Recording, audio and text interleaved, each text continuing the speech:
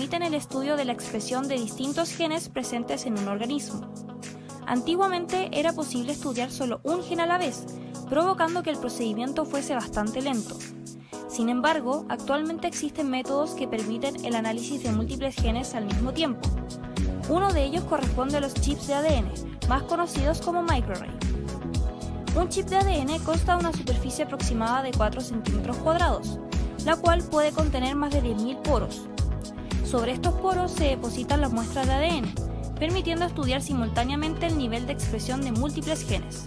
Para llevar esto a cabo, se selecciona un cultivo celular de control y otro experimental. A cada cultivo se le aísla el ARN mensajero por separado. Luego, ambas muestras de ARN se transcriben a ADN gracias a la enzima transcriptasa inversa. Al ADN monocatenario obtenido se le denomina ADN complementario.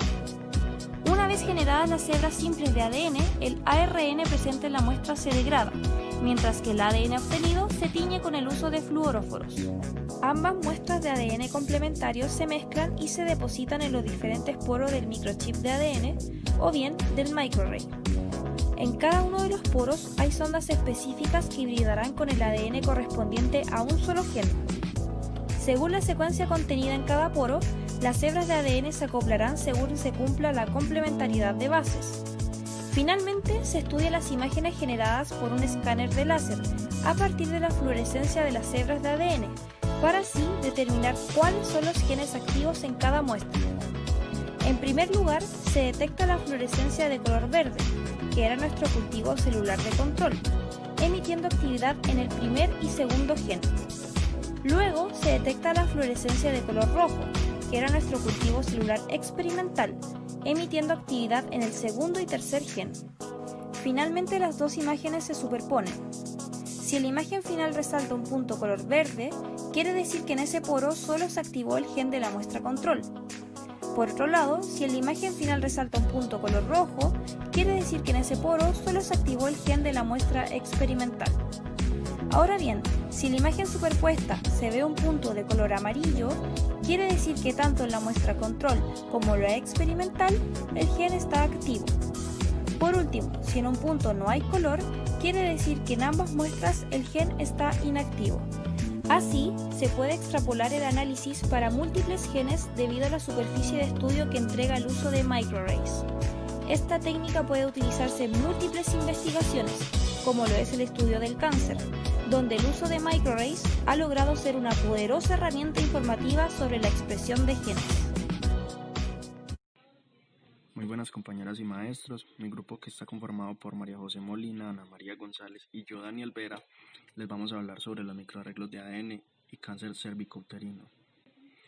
Antes de comenzar les quiero dar una breve introducción sobre qué son los microarreglos y a medida que avanzando la presentación vamos profundizando un poco más. Los microarreglos de ADN son un conjunto de secuencias que se ordenan y se fijan en una superficie plana de vidrio preparada químicamente para realizar su estudio. Básicamente son unas láminas que tienen unas porosidades donde se va a agregar el material genético correspondiente a la prueba. Más adelante veremos un poco de cómo se realizará esto y cuál es su finalidad. Además de agentes internos que están determinados por la genética de cada paciente. Aquí es donde surge el uso de marcadores moleculares tumorales, que no solo ha mejorado la precisión en el diagnóstico del cáncer cervicouterino, sino también ha surgido su posible utilidad para orientar el tratamiento en las pacientes, ¿cierto? Entonces, gracias a la determinación de perfiles de expresión génica, mediante microarreglos de ADN, se han determinado nuevas clasificaciones y subclasificaciones moleculares del cáncer, además de la predicción clínica y diagnóstico de varios tipos de neoplasias. Una neoplasia es como una formación tumoral maligna o benigna. Y un dato curioso es que la reciente secuenciación del genoma humano señala que solamente 25.000 genes codifican productos útiles para la estructura y función orgánica del ser humano. Y eso solamente sería aproximadamente un 1% de los 3 millones de pares de bases que conforman nuestro genoma. Y ya continuando con la exposición, en la actualidad no solo se quiere identificar y constituir la secuencia genómica, sino también saber qué traduce esta y esto lo estudia la genómica funcional o transcriptómica, la cual tiene la finalidad de asignarle a todos los genes una función, pues identificarlos y asignárselos. Tal es el caso de los microarreglos del ADN, siendo esta una de las herramientas de alcance para conseguirlo, ¿cierto? Los microarreglos de ADN son un conjunto de secuencias que se ordenan y fijan en una superficie plana de vidrio, como habíamos mencionado anteriormente, preparada químicamente para realizar su estudio. Hay dos tipos de microarreglos de ADN. Los microarreglos de ADN complementario, que es donde se amplifican las transcripciones de interés mediante el método de reacción en cadena de la polimerasa y se depositan en los lugares definidos en un papel de nitrocelulosa o una laminilla de vidrio. Y están los microarreglos de oligonucleótidos, en los que las pequeñas secuencias de bases de un gen se sintetizan y fijan en un sitio en particular de la laminilla. Y bueno, y entonces para que no nos quede como en el aire eso del ADN complementario, aquí les voy a dar una breve definición. El ADN complementario es una molécula de ADN de doble cadena en la cual una de sus hebras constituye una secuencia totalmente complementaria al ARN mensajero a partir de la cual se ha sintetizado. Entonces el ARN mensajero de un tejido de interés se convierte en ADN complementario y se marca por métodos radiactivos o fluorescentes. La identificación de genes expresados de dos muestras se realiza con la formación de híbridos entre el ADN complementario marcado y la sonda. Los microarreglos de ADN codificante y oligonucleótidos se han usado ampliamente en varios estudios. La diferencia radica en el número de genes por centímetro cuadrado. Por ejemplo, en un papel de nitrocelulosa pueden haber cientos de genes y en una laminilla, o sea, un portaobjetos convencional, secuencias de 10.000 hasta 25.000 genes. El alto rendimiento de los microarreglos permite la cuantificación simultánea de la transcripción de miles de genes en dos muestras, y su marcación se realiza con distintos fluorocromos. En esta imagen podemos observar, por ejemplo, que si se marcan las transcripciones de células tumorales con fluorocromo de color rojo y las células normales con color verde, al momento de localizar y comparar los puntos del microarreglo, se observarán puntos rojos que corresponden a genes expresados diferencialmente en el tumor, puntos verdes que corresponden al tejido sano y puntos amarillos que corresponden a los genes expresados en ambos tejidos. Esta comparación directa en un solo experimento se hace con microarreglos de ADN-C y oligonucleótidos. No obstante, existen diversas plataformas que utilizan un solo color para comparar dos muestras por separado. Bueno, a continuación vamos a hablar acerca de los microarreglos y el cáncer. Prueba y diagnóstico. El cáncer cervicouterino representa la primera causa de muerte en países subdesarrollados y la segunda neoplasia más frecuente en todo el mundo. Este padecimiento se relaciona con la infección ocasionada por el virus del papiloma humano de alto riesgo. También se debe tener en cuenta que se estima que 80% de las mujeres se infectan con el virus del papiloma humano en algún periodo de su vida y solo el 10% manifiestan cambios precancerosos en el tejido cervical. Entonces, se recomienda ir al médico. Luego de ir al médico, se desarrolla una prueba del BPH por medio de una dermastoscopía, se realiza una biopsia y se pasa por una PCR. Cada uno se realiza dependiendo las necesidades individuales del paciente y no está de más realizar una revisión rutinaria al año para prevenir. Entonces, gracias a la determinación de perfiles de expresión génica mediante microarreglos de ADN, se han determinado nuevas clasificaciones y subclasificaciones moleculares del cáncer. Además de la predicción clínica y diagnóstico de varios tipos de neoplasias. También debemos tener en cuenta que se han identificado nuevos marcadores potenciales para su terapia y el mejor entendimiento de los mecanismos moleculares de la enfermedad. Y bueno, antes de empezar a decir lo que es el origen génico del cáncer del cervicouterino, primero voy a decir qué es lo que es un proto-oncogen y un oncogen. El proto-oncogen básicamente es el que promueve el crecimiento y la división celular, es un gen en específico, ¿cierto? Y el oncogen es lo que procede de este cuando se daña, lo que produce en la célula un mal desarrollo de este y produce ya sea los tumores o el cáncer. Entonces, el origen génico del cáncer cervicouterino se relaciona con la infección del virus del papiloma humano de alto riesgo. El genoma del virus se conforma por 8 oncogenes. 2 de estos codifican para oncoproteínas de expresión temprana, que están conocidas por E6 y E7, que se unen e inhiben la activación de las proteínas antioncogénicas. Esto para desequilibrar la regulación entre la proliferación y apoptosis y estimular el progreso del cáncer. Básicamente lo que hace es dañar todo el ciclo de la célula, por ende no llega a la apoptosis y empiezan esas malformaciones que forman estos cánceres o estos tumores. Y esto es muy importante ya que esto se descubrió, pues esta vista transcripcional mediante los microarreglos, los cuales también examinan muestras clínicas y lineales celulares del cáncer cervicouterino para el estudio de la carcinogénesis y de la terapia. Estudio de la carcinogénesis en muestra de pacientes. A partir de los microarreglos se han diseñado estrategias para determinar los genes alterados en el cáncer cervicouterino.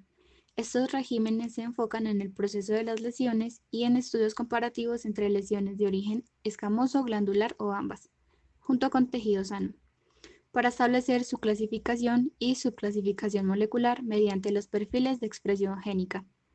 En las primeras clasificaciones del cáncer cervicouterino se usaron microarreglos de 588 genes, cuya determinación resultó en un perfil de 18 genes expresados diferencialmente en el cáncer cervical escamoso.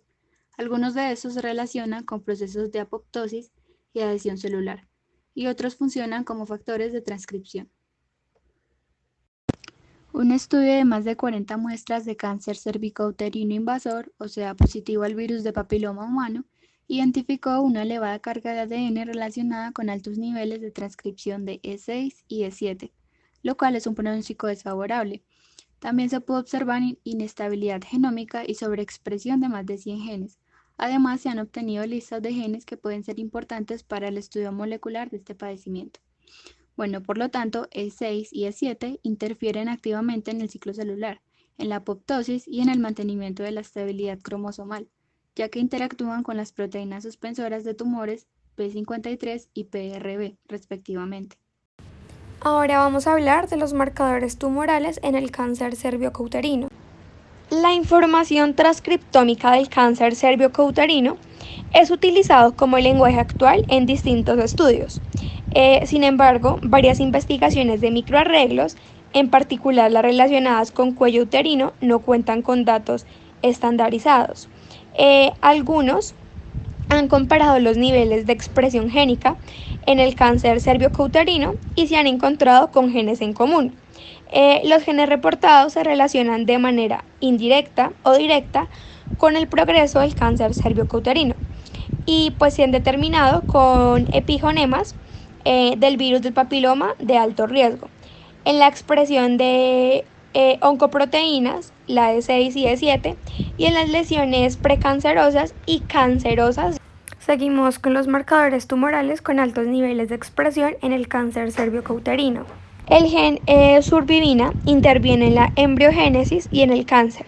Principalmente inhibe la apoptosis, pero su expresión no es detectable en tejidos adultos y sanos. Expresa en los estudios de microarreglos. Y se propuso como marcador tumoral de proliferación cancerígena, con el cual se esperan grandes y prometedoras estrategias terapéuticas. Bueno, ahora vamos a ver este cuadro, que es muy importante dentro del artículo, porque da a conocer los genes sobreexpresados en diversos estudios de microarreglos de ADN, relacionados pues con el cáncer cervicouterino. Encontramos la topoisomerasa 2A, que pues su proceso biológico está en la replicación del ADN. Encontramos la surbivina, que fue el gen que anteriormente mencioné. Su proceso biológico está en la apoptosis. También encontramos la mitotina, en donde pues trabaja en la replicación del ADN. Y también tenemos el antígeno identificado por el anticuerpo monoclonal Ki67, y esto tiene pues su proceso biológico en el ciclo celular. Ahora vamos a ver marcadores tumorales con bajos niveles de expresión en el cáncer cervicouterino. Uno de los genes de supresión tumoral es CDKN1A. el cual interviene en la regulación negativa del ciclo celular mediante la inhibición de sinasas dependiendo de ciclinas, en el envejecimiento y en la apoptosis, dependiente e independiente de TP53. Otro gen de interés es el SERPINB2, cuyo producto es un inhibidor de proteasa de tipo serina como activador del plasminogen. Marcadores tumorales en el carcinoma escamoso y en el adenocarcinoma. Los genes útiles para diferenciar los subtipos histológicos del carcinoma escamoso y adenocarcinoma son CEACAM5 y TACSTD1. Estos codifican proteínas transmembranales que transmiten señales para el desarrollo, movilidad y crecimiento celular. Entonces en esta tabla podemos ver cuáles son los sobreexpresados en carcinoma escamoso respecto al adenocarcinoma. Y también podemos ver los genes sobreexpresados en adenocarcinoma respecto al carcinoma escamoso. Y para concluir, gracias a la transcriptomática y a sus diferentes herramientas como los microarreglos, es posible identificar gran parte de genes y sus repercusiones en diferentes casos de expresiones, que bien se sabe pueden provocar desequilibrios a nivel celular, pudiendo así provocar diferentes tipos de cáncer o malformaciones de los tejidos. Entender cómo funcionan nos dan las posibilidades de inhibir o activar diferentes secuencias a favor del bienestar de casi cualquier individuo en casos específicos. Y esto es todo, compañeros y maestros. Muchísimas gracias a todos.